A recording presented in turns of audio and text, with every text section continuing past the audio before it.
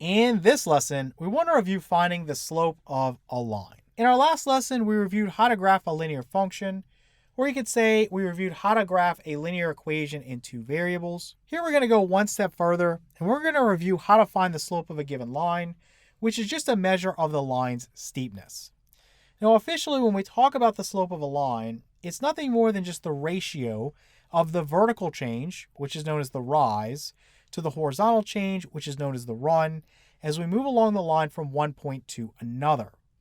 So generally speaking, we're going to use this lowercase m to denote slope. Okay, so this is denoting slope.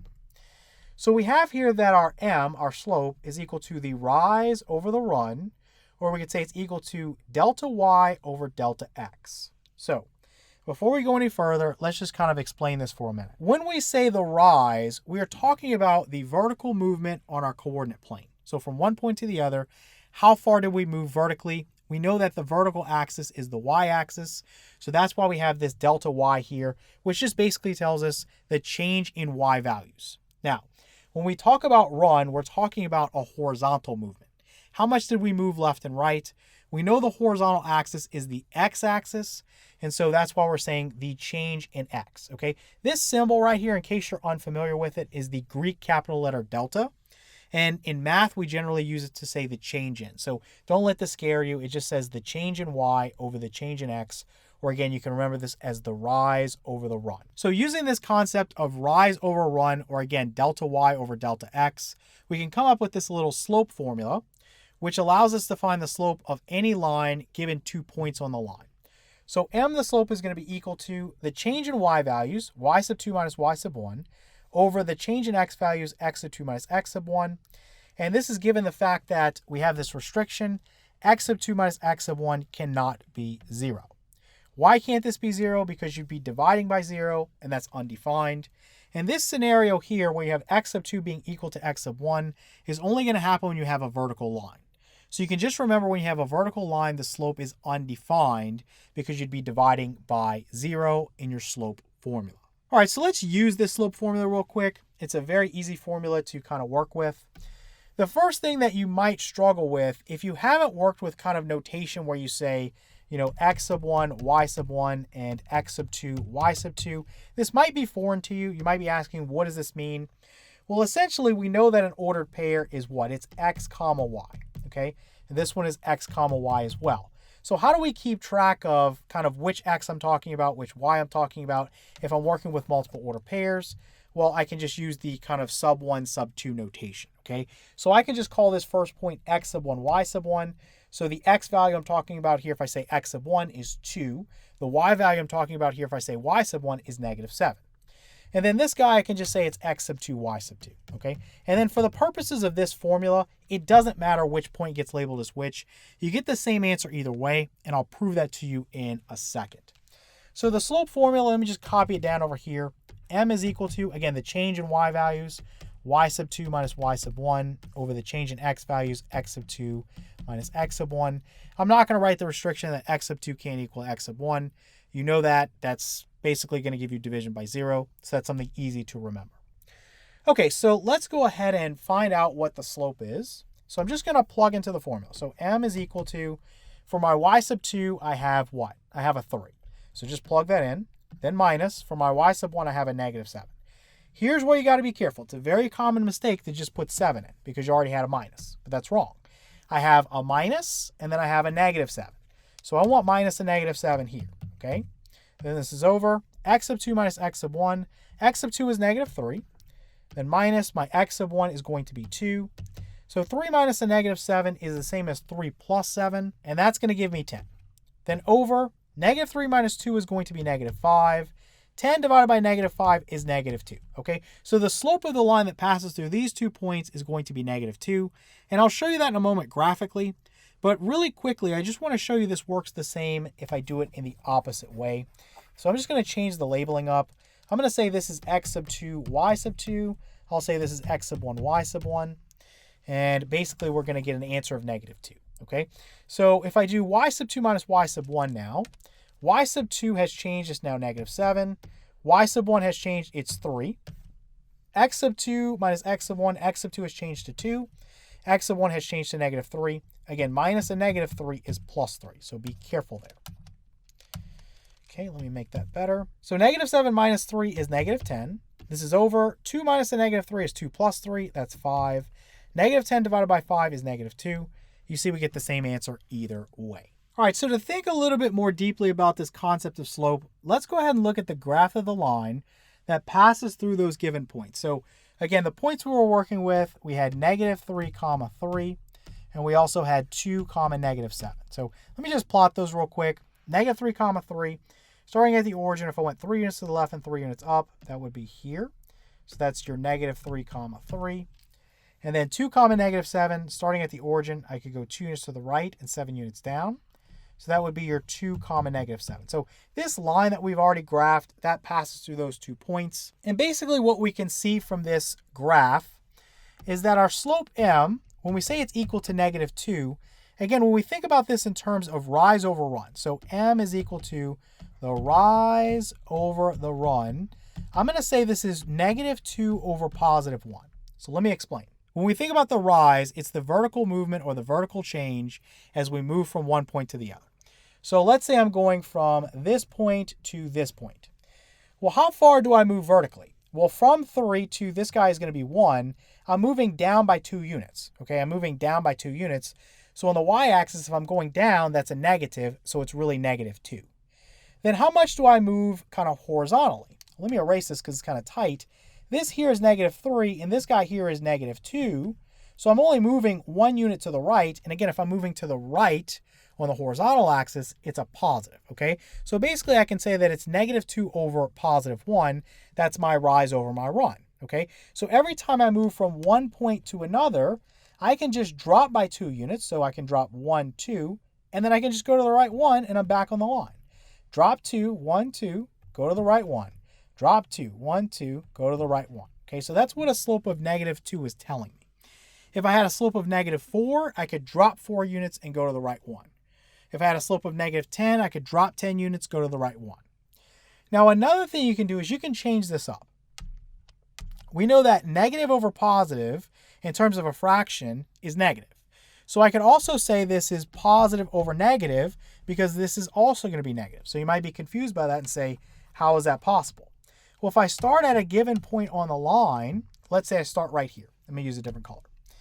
If I rise 2, so positive 2 means I'm going up, so 1, 2, and then I run negative 1, it means I'm going to the left 1, okay? So a negative 1 run is to the left. So that's right here. So I'm back on the line. Up 2, 1, 2, to the left 1. Up 2, 1, 2, to the left 1, right? I'm kind of going backwards. So you can always use that trick to kind of get additional points. If you have a positive over a negative or a negative over a positive, the net result is it's going to be negative. Now, one last thing I want to draw your attention to, as we move to the right, okay, as we move to the right, you'll notice that this line is falling. So as we go this way, the line is going down. This is known as having a negatively sloped line.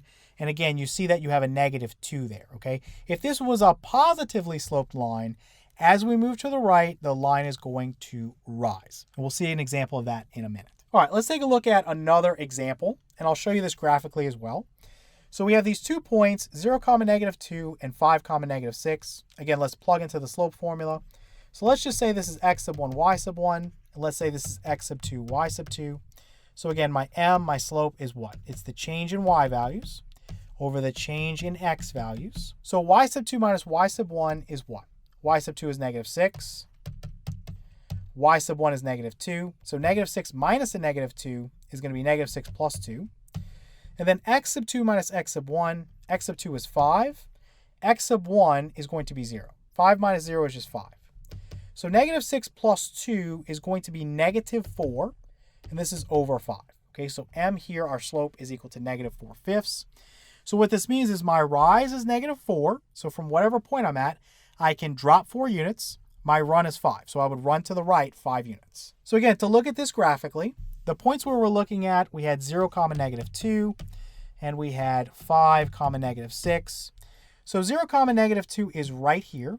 And 5, negative 6, if I go 5 units to the right and 6 units down, that's right here. And you can label this. We'll say this is 5, negative 6. And we'll say this is 0, negative 2. And again, to get from this point to this point, I can fall 4 units, 1, 2, 3, 4, and then run to the right, 1, 2, 3, 4, 5. So again, my slope is negative 4/5. Another thing you can do, as we talked about, we could say this is 4 over negative 5. So if I started at this point, I could go up 4, 1, 2, 3, 4, right, a positive rise. And I could go to the left 5. I could go 1, 2, 3, 4, 5 units to the left, and that gets me to another point. So remember, if you're in a situation where you have a positive rise, that means you're going up. If you have a negative rise, you're going down. If you have a positive run, you're going to the right. If you have a negative run, you're going to the left. And if that gets confusing, just think about how numbers increase and decrease. On the x-axis, right, they increase going to the right, decrease going to the left. And on the y-axis, they increase going up and decrease going down. And then once again, you'll notice as we move to the right, this line is falling. So this is another example of a negatively sloped line. And of course, you can see that because the slope itself is negative. All right, let's look at one more of these. And this guy's going to have a positive slope. So as we move to the right, the line is going to rise. So m is equal to y sub 2 minus y sub 1, again, change in y values, over x sub 2 minus x sub 1, again, change in x values. So let's just label this as x sub 1, y sub 1, and this as x sub 2, y sub 2. And what are we going to have? M, my slope, is equal to, we have y sub 2, which in this case is 4, minus y sub 1, which in this case is negative 6, minus the negative 6 is plus 6. Then we have x sub 2, which in this case is 2, and then minus x sub 1, which in this case is negative 2, minus the negative 2 is plus 2. So we get 4 plus 6, which is 10, over 2 plus 2, which is 4. 10 divided by 4, we could basically say is 5 halves, right? Each is divisible by 2. 10 divided by 2 is 5, 4 divided by 2 is 2. So my slope m is positive 5 halves. So essentially my rise is 5, my run is 2. So from any point in that line, I can go up by 5 units and to the right by 2 and get to another point on the line. All right, so again, the points we were working with, we had negative 2 comma negative 6, and we had 2 comma 4. Okay, so negative 2 comma negative 6, starting at the origin, 2 units to the left and 6 units down. That's going to be right there. Again, negative 2 comma negative 6. And then 2 comma 4, again, starting at the origin, 2 units to the right, 4 units up is right there. So that's 2 comma 4. Okay, so again, if you think about this, the slope we found m is equal to the rise over the run, and we said this was 5 halves. So starting at any point in this line, I can go up 5 units. So let's say we start here. 1, 2, 3, 4, 5. So that's my rise. And I can run 2. So that means I'm going to go to the right 2. 1, 2. So I'm back on the line. I can go up 5. 1, 2, 3, 4, 5. To the right 1, 2. Back on the line. And again, you can do this in reverse. So this might be something you haven't thought of. You can say m is equal to the rise over the run. And negative over negative is positive, so I can really say negative 5 over negative 2. This is the same thing as positive 5 halves, right? Negative over negative is positive. So that means if I start at this point in the line, I can fall 5 units, 1, 2, 3, 4, 5, and go to the left 2 units, 1, 2, back on the line. Fall 5, 1, 2, 3, 4, 5, go to the left 2, 1, 2, back on the line. Okay, so it's just as simple to kind of use that trick to get extra points as well. Now, you'll notice that as we move to the right, this line is increasing, right? It's going up. So again, this is an example of a positively sloped line. And again, you see that you have a positive slope, right? It's positive 5 halves. All right, so let's look at these kind of special case scenarios, and then we'll move on and talk about slope-intercept form. So you're going to have horizontal lines that you're going to encounter, and you're going to have vertical lines that you're going to encounter. I'll tell you right off the bat, a horizontal line has a slope of 0, and a vertical line has an undefined slope. But we want to think a little bit more deeply about why that's the case. So horizontal lines, we know they're of the form, either in function notation, f of x equals k, or kind of normally we just see y equals k, right? But we could write this as a linear equation in 2 variables if we wanted to. We could say 0 times x plus y equals some value k, right? So an example I'm going to give you is y equals 4. So I could say this is 0 times x plus y equals 4. And the reason you can write it like this is this allows you to kind of think about some ordered pairs you could get going. And basically, no matter what you choose for x, you're multiplying it by 0, so it's gone, and you're just left with y equals 4. So in other words, I could say, let's say I plug in a negative 1 for x. Negative 1 times 0 is 0, so you're just left with y equals 4. So negative 1 comma 4, that would be an ordered pair, right? So another one would be, let's say I choose, I don't know, positive 4. Positive 4 gets plugged in for x, it gets multiplied by 0, it's gone, you're left with y equals 4, so 4 comma 4. So any value you choose for x doesn't matter, right? The y value will be 4. So let's go look at this on a coordinate plane. So this is the graph of y equals 4, and again, it just crosses through the y-axis at 4, and again, it's just a horizontal line, right? So any x value I choose, let's say I choose an x value of 6, the y value is 4. Let's say I choose an x value of -5, the y value is 4. Let's say I choose an x value of 1,000,000, the y value is 4, right? So what happens is the vertical change is always going to be 0, right? In our slope formula, we think about, again, the rise or the change in y values over the run or the change in x values, okay? So delta y here, the change in y values is 0, and delta x can be whatever you want it to be. Okay, it's not going to matter because 0 over any non-zero number is always 0. So in this case, for a horizontal line, the slope is 0. And I'll prove this to you mathematically. Let's just pick 2 points on the line and plug into the slope formula. So y sub 2 minus y sub 1 over x sub 2 minus x sub 1. And again, 2 points. Let's say we use the ones we have here. So this guy is going to be 6 comma 4. So you have a point 6 comma 4. And then you also have a point over here. I have -5 comma 4. So -5 comma 4. Okay, so those 2 points. Let me kind of slide this down. And let me slide this down. Okay, so let's go ahead and say this is x sub 1, y sub 1. And let's say this is x sub 2, y sub 2. And again, when you plug in here, your y sub 2 is 4, your y sub 1 is 4. 4 minus 4 is 0, right? So you automatically have 0 in the numerator. And again, as long as you don't have 0 in the denominator, you know the result there is 0. For this one, x sub 2 is -5. So it's -5. And then minus x sub 1, which is 6.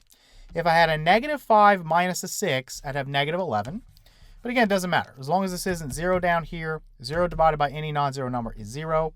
So again, the slope for any horizontal line will just be 0. All right, so for a vertical line, basically you're going to have an undefined slope. So this is a line where we have x equals some value, right? So x equals a, could be x equals 10, it could be x equals 1,000,000, it could be x equals 1,000,000,000, it could be x equals -2 trillion, right? Whatever it is, it's not going to have a slope as we normally think about it because you end up dividing by 0, which is undefined. So as an example, suppose we had x equals -2. Again, you think about the fact that the x values here are always the same. It's always going to be -2. So let's say you pick 2 points on the line. So again, my slope formula, m equals y sub 2 minus y sub 1 over x sub 2 minus x sub 1. Again, if you pick 2 points on the line, let's say you pick -2 comma 3 and you pick -2 comma -3, just as an example. Go ahead and plug that in. So -2 comma 3, and you have -2 comma -3. So let's just say this is your x sub 1, y sub 1. This is your x sub 2, y sub 2. Let me make that a little bit better. And if I plug in here, y sub 2 minus y sub 1, you have -3 minus 3. So -3 minus 3 would be -6. So that's -6. And here's where you have the problem. For x sub 2 minus x sub 1, you're going to have -2 minus a -2, which is the same thing as -2 plus 2, which is 0. So this part right here tells us it's undefined, right? This is going to be undefined. So anytime you have a vertical line, you end up with division by 0 in your slope formula. So the slope for a vertical line is undefined. All right, so something we talked about in the last lesson when we were graphing linear equations in 2 variables, or you could say graphing linear functions, we talked about how to get the slope and the y-intercept directly from kind of the equation of the line, okay? So this is pretty popular, something you need to know how to do. This is known as slope-intercept form when you solve the equation for y. And it comes directly from the slope formula, right? So basically, if you have m the slope is equal to y sub 2 minus y sub 1 over x sub 2 minus x sub 1. And we'll go into more detail on this in the next lesson.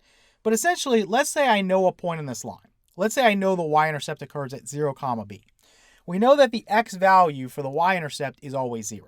So one point is going to be 0 comma b, and I'm just going to let another point just be x comma y, okay? So my normal notation is what? It's x sub 1, y sub 1, and x sub 2, y sub 2. I'm going to let this guy take the place of x sub 2, y sub 2. I'm going to let this take the place of x sub 1, y sub 1. And I'm just going to plug in. So what we would have is what? For y sub 2, I'm just plugging in a y. For y sub 1, I'm plugging in a b.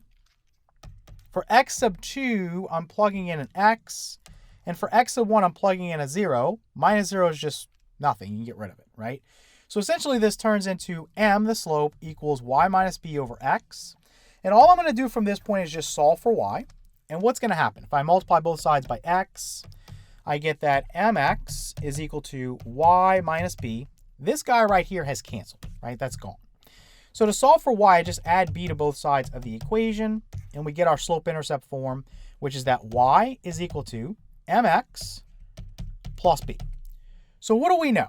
We know that m is the slope because we got this directly from the slope formula. So the coefficient of the variable x is my slope when it's solved for y, right? Y equals m, the slope, times x plus b. B is going to be the y coordinate for the y-intercept. So the y-intercept, when you have it in this form, is going to occur at 0, b. And again, you can see this because if you plugged in a 0 for x here, what would happen? 0 times whatever m is, it doesn't matter, is 0. So you're just left with y equals b, right? So that's my y-intercept. So this is my y-intercept. Okay, so let's try two of these. I'm going to show you that it's the same either way. We'll solve it for y, we'll get the slope, and then I'll show you kind of generating 2 points and using the slope formula. It's the same thing. So let's erase this, and let's kind of try this out. So the first thing I want to do is put it in slope-intercept form. So that's y equals m, the slope, times x plus b. Let me just label this again. This is my slope. So how do I do this? I want to solve the equation for y. And to do that, I want to first isolate the variable term with y involved. So start by isolating the negative 2y. So I have this 3x that's out here. Let me just subtract that away from each side of the equation. I'll have negative 2y is equal to negative 3x plus 12. And then to get y by itself, I just need to divide both sides by negative 2. And what I'm going to get is that y is equal to negative 3 over negative 2 is 3 halves times x, and then 12 over negative 2 is minus 6. So what this tells me is that the slope is 3 halves, and the y-intercept occurs at 0, negative 6. So m, my slope, is 3 halves. Now, that was pretty quick. Let's suppose we were given 2 points on the line, and we had to use the slope formula. So I'm just going to give you 2 points. I'm going to give you a point that's 0, negative 6, and I'm going to give you a point that's 2, negative 3. You can easily verify those 2 points work. If I plugged in a 0 here, you'd have negative 2 times negative 6, which would give you positive 12. If you plugged in a 2 for x and a negative 3 for y, you would have 6 here, and you would have 6 here, right? So 6 plus 6 would give you 12. So those are 2 valid points. So again, if I use my slope formula, I would have x sub 1, y sub 1, and I would have x sub 2, y sub 2. And again, I'm just plugging in. M, the slope, equals what? Y sub 2, which is negative 3, minus y sub 1, which is negative 6, minus the negative 6 is plus 6. This is over x sub 2, which is 2, minus x sub 1, which is 0. So you can just erase this. And essentially we have what? Negative 3 plus 6, which is positive 3, over 2, which is exactly what we found right there by just solving for y. So if you have an equation, okay, and you have the option of generating points and plugging into the slope formula, it's a lot quicker to just solve it for y and observe the slope as the coefficient of x. All right, let's wrap up the lesson and just look at one more of these.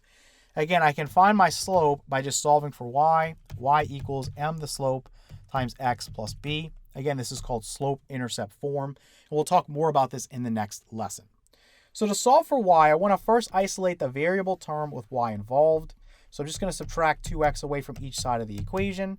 I'll have negative 5y is equal to negative 2x minus 60. Let me divide both sides of the equation by negative 5. And what we're going to have is y is equal to negative 2 over negative 5 is 2/5. And this is times x, and then negative 60 over negative 5 is plus 12, okay? So the slope here is 2/5. Let me make that a little cleaner. Okay, that's my m. And my y-intercept occurs at 0, 12, okay? And again, I'll just prove this to you real fast. I'll give you 2 points on the line, and we can use our slope formula.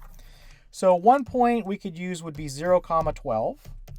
Again, if you plug in a 0 for x, you'd have negative 5 times 12. Negative 5 times 12 would give you negative 60, so that's a valid point. And another point is 5, 14. Okay, 5, 14. If I plug in a 5 for x, 2 times 5 is 10. Then minus, you have 5 times 14, which is 70. And this does equal negative 60, right? 10 minus 70 is negative 60. So that's a valid point as well. Okay, so let's say I label this as x sub 1, y sub 1, and this is x sub 2, y sub 2. Again, m, the slope, equals y sub 2, which is 14, minus y sub 1, which is 12, over x sub 2, which is 5, minus x sub 1, which is 0. 5 minus 0 is just 5. 14 minus 12 is going to be 2, so you get 2/5. Again, the same thing as you got here. So once again, putting it in slope-intercept form is a really quick and efficient way to find the slope of a line. Again, it's just going to be the coefficient of the variable x.